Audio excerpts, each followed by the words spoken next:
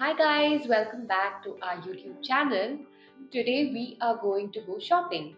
That's right. We're going to go to the mall, a grocery store, or just explore a marketplace. Think about it guys. Whenever you go to a grocery store or a mall, how many different brands do you see that are competing for your attention?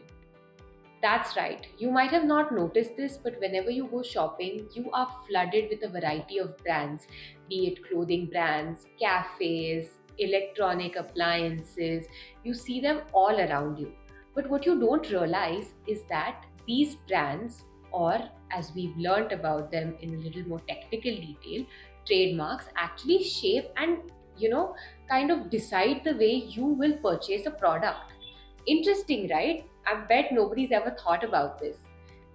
Brands actually perceive and shape consumer behavior, or they actually even shape the way you would buy a product. Think about it. You're at a grocery store and you're buying a biscuit. So there are two choices that you have in front of you.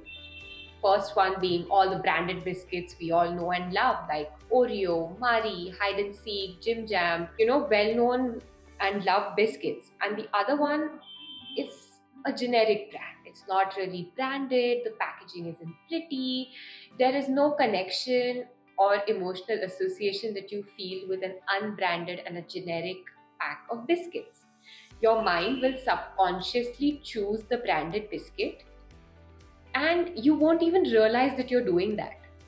So, why does this happen? This happens due to consumer behavior. Consumer behavior is basically the study of how and why we choose to purchase a product.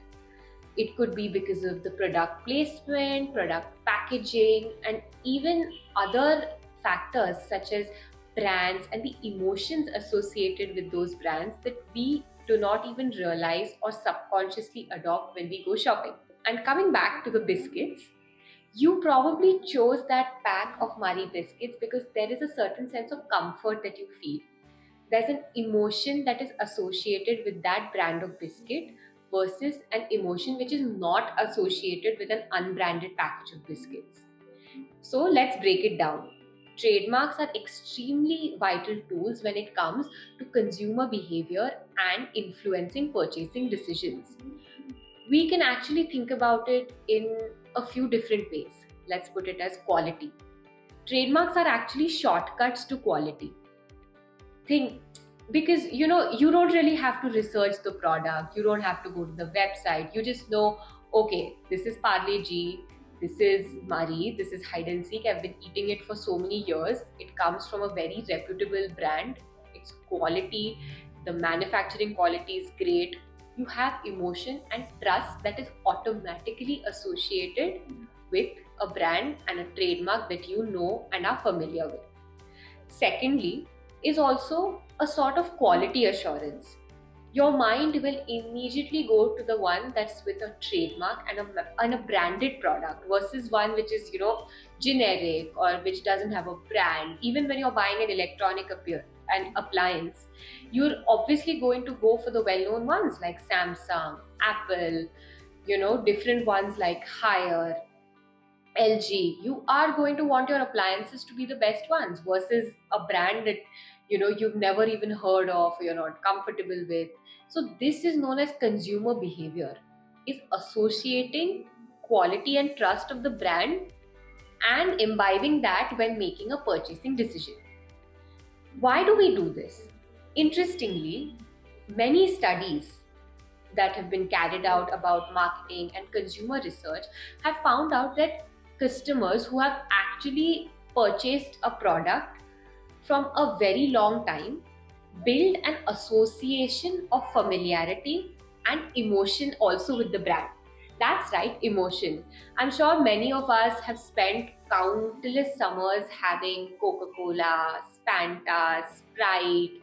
We have this sort of emotional memory towards these cold drinks that we've all known, all loved, and enjoyed in the summer. So, that is the exact emotion that a consumer associates with the brand when he or she is making a purchasing decision.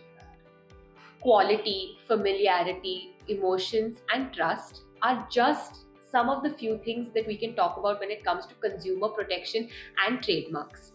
Now, there could be a sad side to it or a negative side to it as well. Let's think that, sometimes when we see a logo or a trademark on a product, we blindly buy it. Now, it doesn't mean that there aren't other different products that could have the same quality or even better. But again, this is very interesting as it comes in consumer protection and consumer behavior. Consumers want to protect their brand image and their money when they are making a purchasing decision. So that's why they're obviously and naturally going to go for the branded product, right? So it's a very important thing to keep in mind the next time you find yourself in a grocery store, or you're shopping, you're buying your next electronic product, or you're even making a very simple purchasing decision.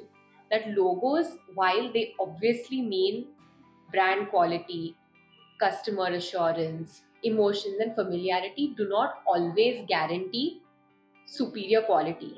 Many a times brands also do loot us in terms of just putting a logo on a product and selling you something subpar.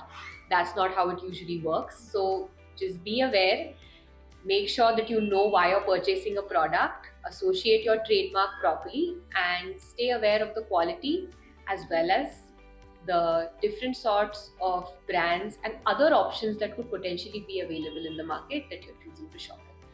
Thank you guys. For more such videos, stay tuned to our YouTube channel and watch for more. For more such informative videos on intellectual property, like, share, and subscribe to our channel.